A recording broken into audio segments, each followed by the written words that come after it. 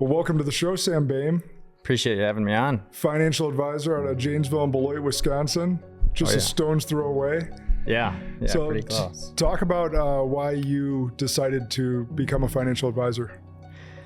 Yeah, I mean, to really summarize it, I think it's destiny. I would say it all started growing up. Financially, it was very tough for my family between, just the jobs my parents worked, not quite understanding a relationship with credit cards. 2008 happened, and we know 2008, and, my family ended up going bankrupt during that time, which was very tough. And throughout my childhood, there was a lot of paycheck to paycheck, a lot of anxiety, stress around money. And it's something that I think could have been avoided if my parents had, someone in their corner who was helping them, who was educating them, and also holding them accountable to all of those pieces. So that's just something that we never had, and something I regret not having growing up. But at the same time, I have a lot of gratitude for, because it's really brought me here to this space. And I'm not going to, act like I've always known I was going to be a financial advisor, since the day I was a little kid. There was a lot of other things between high school and just getting into college that I explored. But once, I really got introduced to this career by chance, through meeting somebody that I'd kind of known, getting introduced to this internship. It was really starting that internship. It was a really special feeling after the summer. My first summer in that internship, I didn't think there was ever anything else I wanted to do. I felt like it was kind of destiny in that case, because I really wanted to be able to help other families, other individuals, and other mentors in their community help give back and help other families not have that same experience that I did have, I had growing up, and have, someone holding them accountable, not just to educate them, but also to keep the action pieces going to continue their financial future and to growth in that area. Oh, that's great.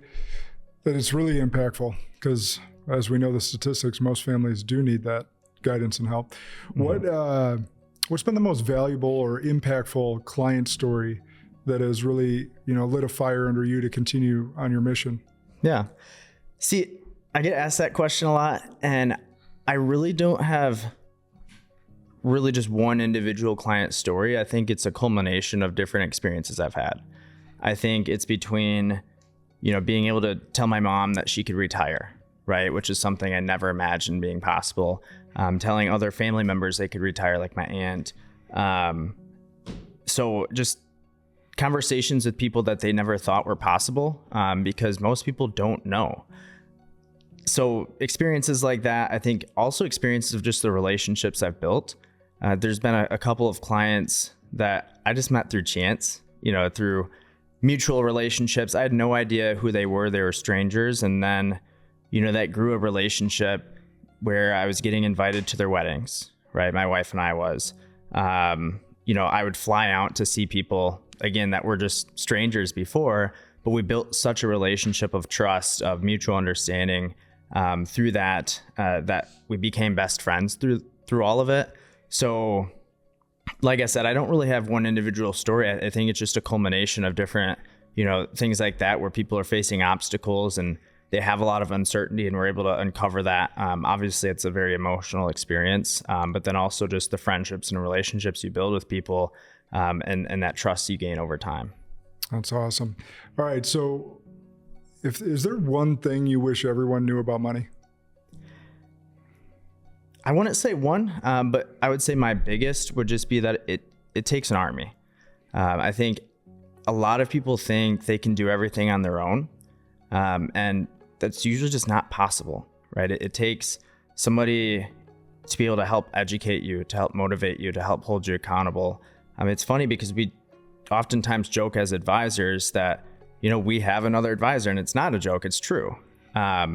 Like that was something that for a while I felt like, I was above, right? I was like, I have all the education, right? I've been taught everything. I can do this on my own, and started realizing, right, I wasn't prioritizing myself. I'd prioritize my clients, right? And I wouldn't necessarily do the right things. And even myself, right? We're human. We fall victim to emotion. So when, my managing director actually started helping my wife and I just looking through our financial plan, and the biggest piece for us was the accountability piece, right? Making sure that I'm following up on our own financial plan because everyone really needs that. So I think that's the biggest thing, is it takes an army. And I think the other piece of that is, right, building those relationships with others, right? And being able to bounce ideas off each other, because not everyone is, has the perfect path. Yeah. And why do you continue to take time, spend money or invest money into experiences like Rhino Boot Camp, where you take time away from your family and your business to try and get better? You always got to sharpen the sword, which is obvious. But I think the other piece of it is you can learn a lot of things, but you're not going to know everything.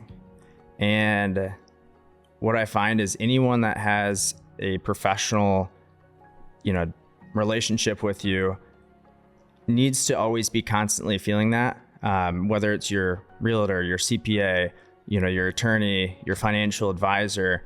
If there's somebody who acts like they know everything and doesn't have the vulnerability to actively seek out learning experiences, they probably shouldn't be your realtor, advisor, attorney, because nobody knows everything, and it takes a lot of humility to, make sure that you're continuing to learn and to grow.